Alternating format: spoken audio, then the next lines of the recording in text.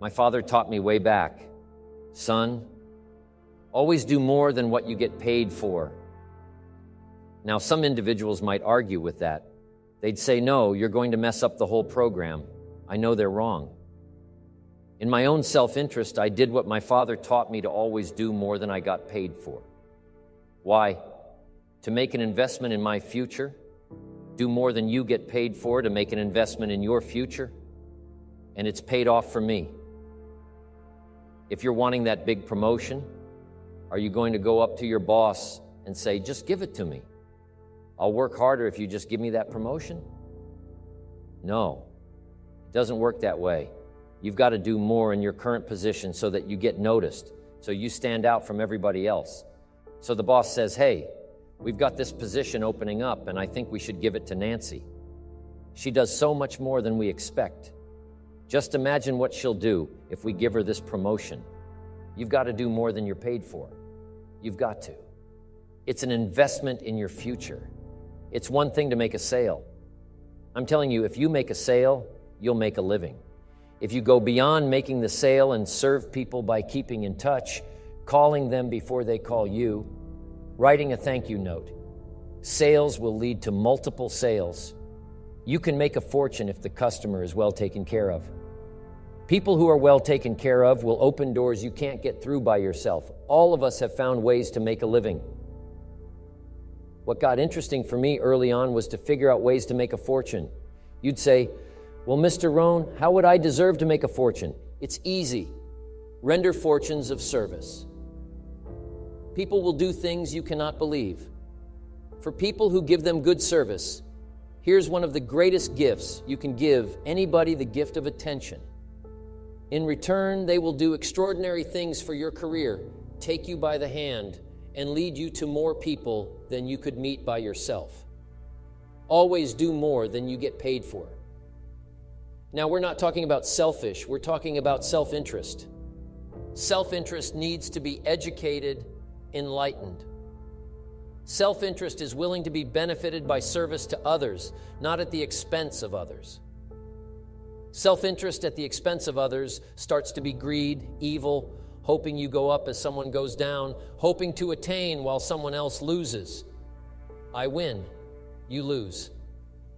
We call that the beginnings of evil, the dark side of our nature, wishing to benefit at the expense of others. Enlightened self-interest wishes to benefit at the service of others. A friend of mine tells this little story about a person she hears from. About every 3 months or so, this guy calls to solicit money for food baskets for homeless families. She's happy to give her money to them. She was unfortunately homeless for a short period of time, and she knows the position these people are in. This group is legit. She checked them out, but after the second or third time, this guy called, same guy. After the second or third time he called, she started talking to him about other stuff. Turns out this guy is broke, living in a hotel, looking for any construction job he can find, any job at all. But what's unique about this guy is that he donates 2 or 3 hours a night, every night, to call people and get money to feed the homeless every night from his hotel room. Now, most people would say this guy should use those hours every night to work a second job or a third job. But while he's way down on the ladder of success, he feels it's important to help those less fortunate than he is. He has a roof over his head. He makes enough to feed himself. And my friend says that every time she talks to this guy, every 2 or 3 months, he's doing better. He's digging himself out of debt. He's starting to save money. He thinks he'll be able to move into an apartment in another month or 2. Now, recently, an interesting thing happened. My friend was talking with an associate of hers. She's single, lives in a big house, needs to find a handyman to help her out on a regular basis, someone who can build an addition onto her house. So my friend told her about this guy. The only reason this guy ended up being hired was that my friend's associate was touched by his dedication to service, while he himself was down and out success at the service of others. Now, this guy isn't rich by any stretch, but through my friend's network, he now has constant work doing things around several people's houses. And now he's in a place of his own. And guess what he does every night? He's still making phone calls to get money to feed the homeless. What great character this man has enlightened. Self-interest leads to wealth.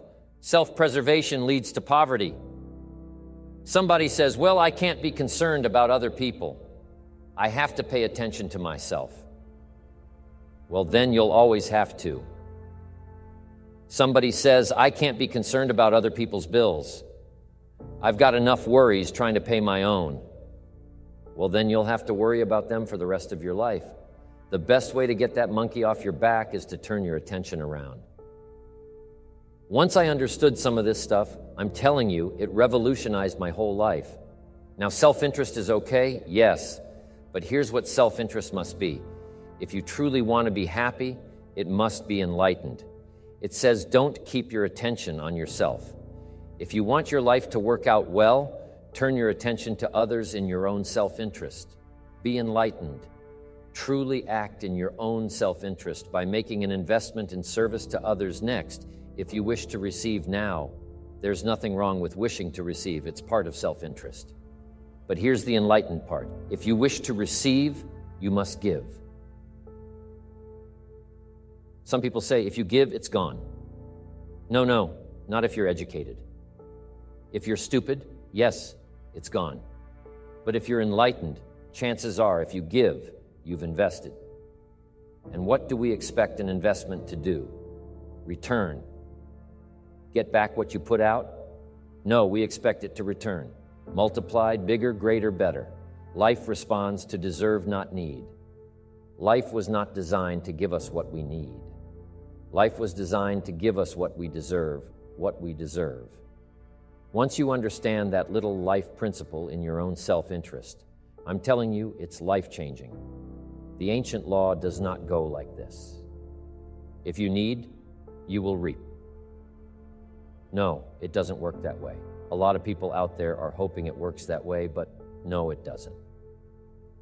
The ancient law goes like this. Searching so that you will find, making sure that everybody wins all the way around. Enlightened self-interest needs to be educated. Enlightened self-interest says, I will learn that life is not just the passing of time. I will learn that life is the collection of experiences, ups and downs, highs and lows, laughter and tears. You must decide to act. You must have the discipline to act. Now, here's what's important about discipline one. Discipline affects another discipline. All disciplines affect each other. In fact, here's a good philosophical phrase. Everything affects everything else. Nothing stands alone. Don't be naive and say, this doesn't matter. Of course it matters. It all matters. Some things may matter more than others, but everything matters. If you'd rather sleep in and go for a walk around the neighborhood, pretty soon it will matter. If you'd rather spend your money instead of saving it, pretty soon it will matter. If you'd rather put off a letter to an old friend instead of corresponding regularly, pretty soon it will matter. If you'd rather work late every night instead of going home and spending time with your family, pretty soon it will matter. It all matters. Every letdown affects the rest. If you won't walk around the block, you probably won't eat, right? And you probably won't buy the books. And you probably won't attend the seminars. And you probably won't spend your money wisely. And after years of this, it all adds up. So the key to reversing this process is to start picking up the disciplines. It does matter. It all matters now. Here's the positive side. Every new discipline affects the rest. Every new discipline makes a difference. That's why action is so important. The smallest action, the least action, the action that you won't think will matter. It all matters. Take it. Because when you start accomplishing and the value starts to return, you'll find inspiration to do the next one and the next one and the next one. If you start walking around the block, it'll inspire you to start eating right. You start eating right. It'll inspire you to get a book. You get a book, and it'll inspire you to get a journal. You get a journal, and it'll inspire you to develop some skills. Disciplines affect each other. Lack affects the rest of your life. The key is to diminish the lack. One of our greatest temptations is to just ease up a bit, to do just a little bit less than you're capable of, to take a little break. Somebody says it'll just affect my sales. No, it'll affect your consciousness. It'll affect your philosophies. It'll affect your home life. It'll affect everything. No, you can't ease up a bit. That's what vacations are for. When you're at work, work. When you're on vacation, rest wherever you are. Be there. If you think about vacation when you're at work, you'll surely think about work. When you're on vacation, you'll just mess it all up, so be disciplined. Get involved. Do all that it takes to get the job done. Get your health back. Get your bank account where it's supposed to be. Get your family in order. Get disciplined. Be disciplined. Every day, when you set up the disciplines that give your life structure, miracles can happen, multiplied. And I'm telling you, anybody who wants to make a drastic change in their income can do it. I was broke at age 25 and a millionaire at age 31. Everything around me was the same. I changed. I refined my philosophy. I read the books. I took the classes, started looking at life a little differently. I'm telling you, it works.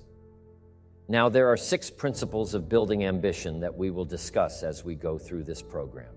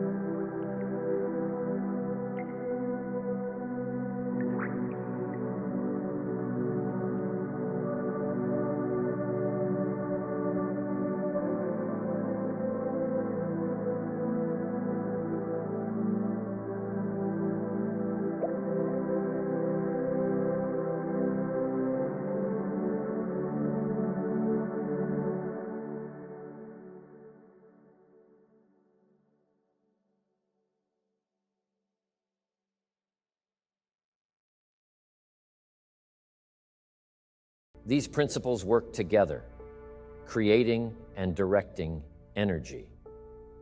Directing your energy toward achievement, directing your energy towards self-expression. Right now, we'll touch on the 6 principles in definition only, and later in the program, we'll get into each one separately. Here they are, the 6 principles of building ambition, 1 positive self-direction. Knowing who you are and where you want to go, accumulating the knowledge and being prepared for opportunities that come your way. 2, self-reliance, taking responsibility for your own life, taking responsibility for whatever happens to you, knowing that you have made the conscious decisions that are now affecting your life, that what's happening in your life is the direct result of your activity, counting on you 3, self-discipline, ambition at the daily level. Knowing that you can reach your goals 1 step at a time, 1 day at a time, 1 activity at a time, and doing everything it takes to get there every day. 4, self-enterprise. Consistently being able to create opportunity and consistently being able to take advantage of it. Being aware enough to see it, skilled enough to make it work for you. 5, working with others. We must make ourselves stronger to benefit us all.